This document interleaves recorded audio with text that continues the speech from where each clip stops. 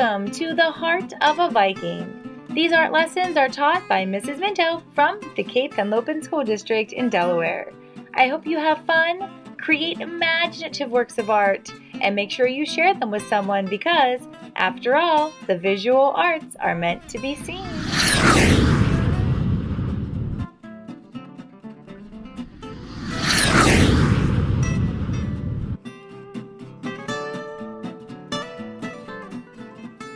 Hello, Cape artists, and welcome back to the Heart of a Viking. In today's episode, I am super excited to share with you the secret of growing your own ice crystals. I am super excited. I've been waiting all week for this project. So today, first, we're going to learn a little bit about how ice forms on Antarctica, of course, but then we're going to use sort of the same idea to grow our own ice crystals from a product you can find at a regular store or even ordering it online. And the product is called borax. Some of you might have it at home because I know a lot of you make slime, and borax is used in making slime too. But today we're going to use it to grow our own ice crystals. I'm so excited. So listen to a little bit of information about Antarctica and how ice forms, and then jump right into your project. I am so excited to see the ice crystals that you grow on your Artsonia sites. Wow, where to even start when you're talking about ice on Antarctica? About 90% of the ice on the whole Earth is found in Antarctica. It's hardly surprising when you think about how cold and icy it is there. Some places, the ice on Antarctica can be about a mile thick. That's a very far distance. Next time you travel in the car, ask your parents to keep track of 1 mile. You'll see that distance is pretty far. Now imagine that instead of distance, it's deep. 1 mile deep, and that's how much ice is sitting on top of the land in Antarctica. If Antarctica's ice sheets all melted, the world's oceans would rise by 200 feet everywhere. Antarctica is being pushed down into the sea by the weight of the ice sheets on its surface. If they melted, the Earth would spring back up, but it would be very, very, very slow, taking about 10,000 years. Each year, the Antarctic sea ice begins to expand at the beginning of its winter. It advances to around 40,000 square miles per day and eventually doubles the size of Antarctica, adding up to an extra 20 million square kilometers of ice around the landmass. That's incredible. That's 1.5 US's, or 2 Australias, or 50 United Kingdoms worth of ice that forms and then breaks up and melts every single year. Snow falling at the South Pole takes about 100,000 years to flow to the coast of Antarctica before it drops off the end and becomes part of an iceberg. The Antarctic ice cap has 29 million cubic kilometers of ice. This is 90% of the ice on the planet and between 60 and 70% of all of the world's fresh water. Wow, after learning all of that and knowing that Antarctica creates and melts away so much ice every single year, I think we, using our scientific art skills, should do our own little ice experiment and see if we can grow some ice crystals. Hey scientific artists, here we go. I'm super excited to grow our own ice. I'm very excited. All right, so what we're gonna need to start today is some scissors. We'll be needing something called curling ribbon. If you don't have curling ribbon, you could also use sewing thread. That would work just as well. We're also going to need something to stir into this bowl with the water. We'll need some sticks that will sit across your container of water, so just make sure by checking like I did. We'll be needing some pipe cleaners. Whatever color you want is fine. The color of pipe cleaner that you choose will determine the color of your crystals. You'll be needing a 1 tablespoon measurer, so make sure you find that. And you'll be needing at least a cup of water that's extremely hot, like boiling water. I have 3 cups here. And you're going to be needing some borax. Borax comes in different containers. Mine just happens to be in a bag like this, but it's called borax. And a newspaper to protect your space.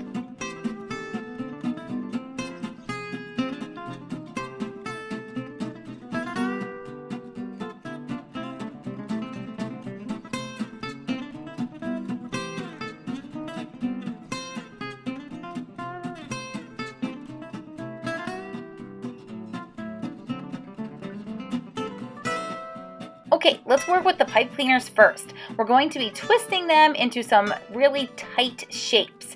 So the goal here is that you are twisting a shape that makes you happy, whatever you want. This one's going to be a spiral, and I want the pipe cleaner parts to be touching each other. I don't want it to be like really wide and loopy. I want it to really be pushed together. There we go, cool little spiral. This one I'm going to twist into a flower shape, so I'm going to take my time here and twist off little petals.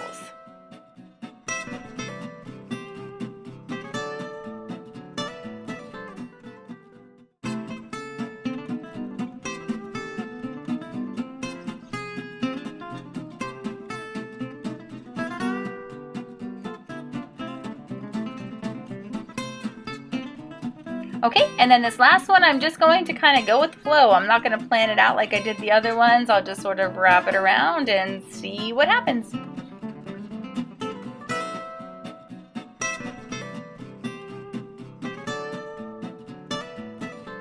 Okay, time to attach some of the curling ribbon or thread, whichever one you're using. I'm going to cut off a piece that's about as long as my scissors here. These are grown-up scissors. They're probably about 8 inches long. I'm just going to measure off how long they are and then use the scissors to cut that length. Perfect. Now I'm going to loop it through one of the little pipe cleaner ends here and then tie it into a knot. I tie my knots by wrapping around one of my fingers and then scooting the ends through the little space. And this is pretty slippery, so it's going to take me another attempt. Let's try that again. And push it through, grab it, and pull. Perfect. So now I just want to do that on the other 2 as well.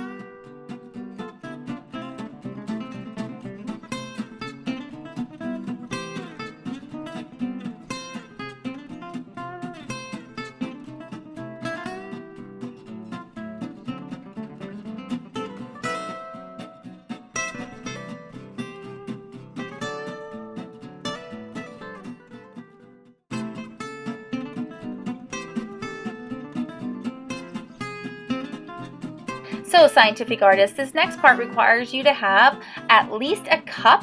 I actually have 3 cups here of boiling water. So you definitely are going to want to check with your grown-ups to make sure that you can handle the boiling water. If they would rather help you with this part, then that's fine too. But you need at least 1 cup, or I have about 3 cups of boiling water here.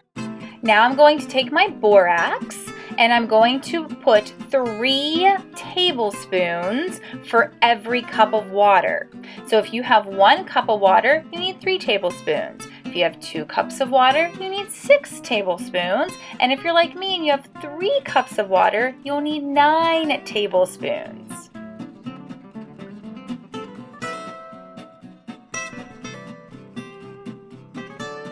As soon as all the borax is in, you're going to use your long spoon that you're using for stirring, and you're going to keep stirring until the water goes from being cloudy to clear. So you just keep stirring and stirring. Mine is still cloudy. Keep stirring.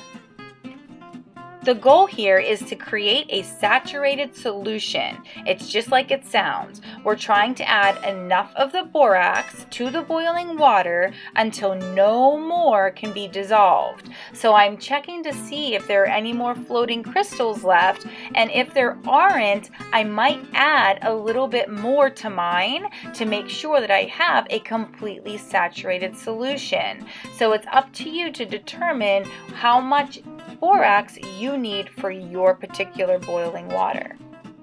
So So after letting my solution stop so that I could check and see if there are any flakes of borax, I noticed that there was still just a few little flakes at the bottom that would not dissolve. So that's good. That means I have saturated my solution, and now I'm ready to add the pipe cleaners.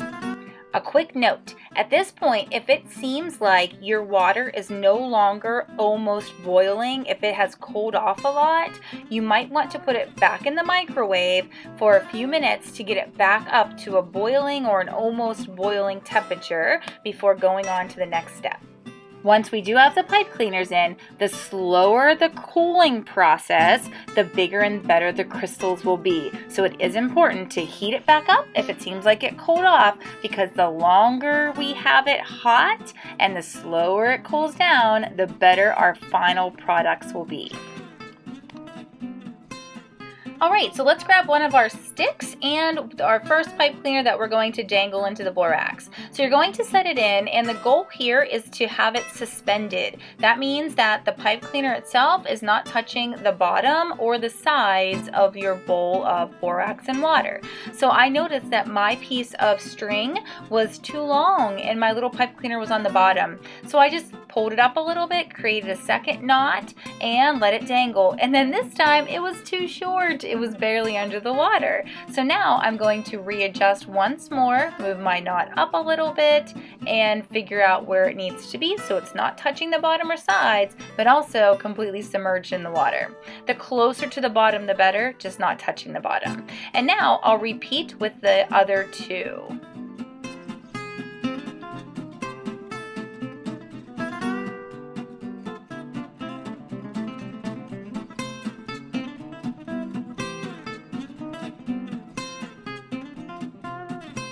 Alright, so now just double check that none of the pipe cleaners are touching the sides or bottom, and they're not touching each other. Alright, so here's the hard part. We need to find a spot to put this where it's not going to be disturbed for at least 24 hours. So I'm going to find a shelf or a windowsill, somewhere where it's not going to get disturbed by brothers or sisters, moms and dads, cats and dogs, wherever it's going to be the safest and not get disturbed. Then in about 24 hours, you're going to come back and check on it.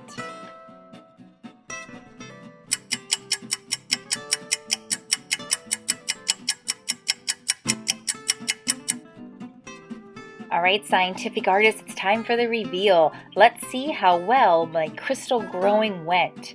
So it's been about 24 hours since I first started this project. I'm going to go ahead and pull out this first one, and oh my goodness, there's some beautiful crystals growing on my gold pipe cleaner. I'm going to gently slide it off of that piece of wood and lie it down, but there's a problem. This one, the crystals are stuck to the side. So luckily I had brought over a plastic knife here. Oh, there we go. Purple one's free.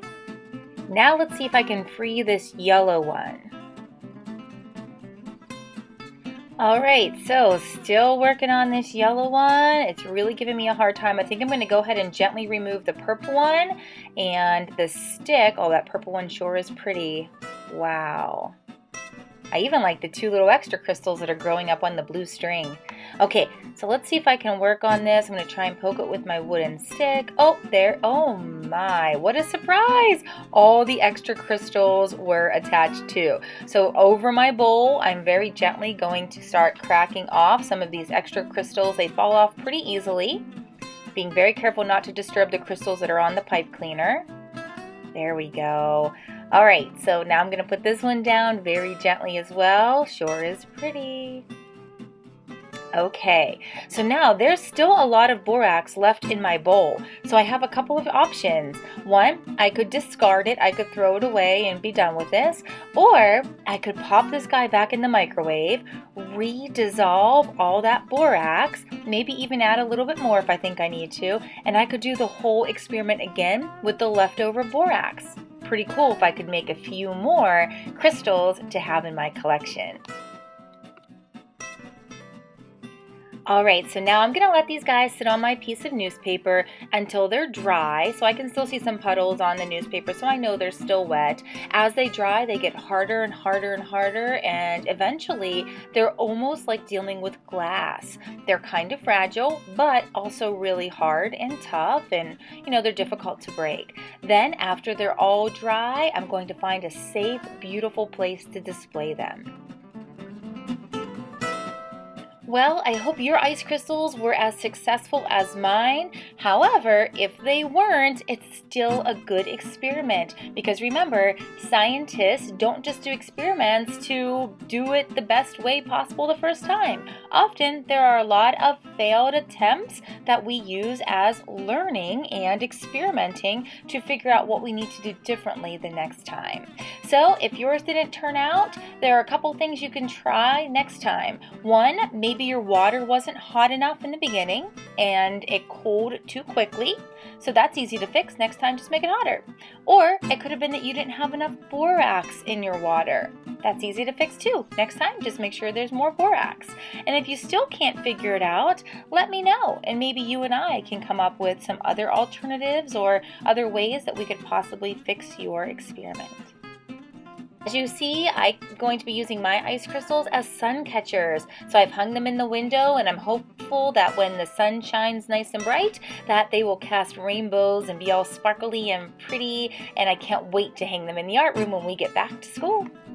So this brings an end to our scientific art experiments this week in Antarctica, and I hope you had as much fun as I did, and I hope to see you back here next time at the Heart of a Viking.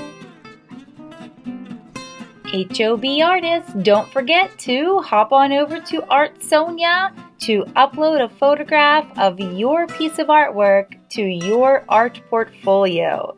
I can't wait to see it.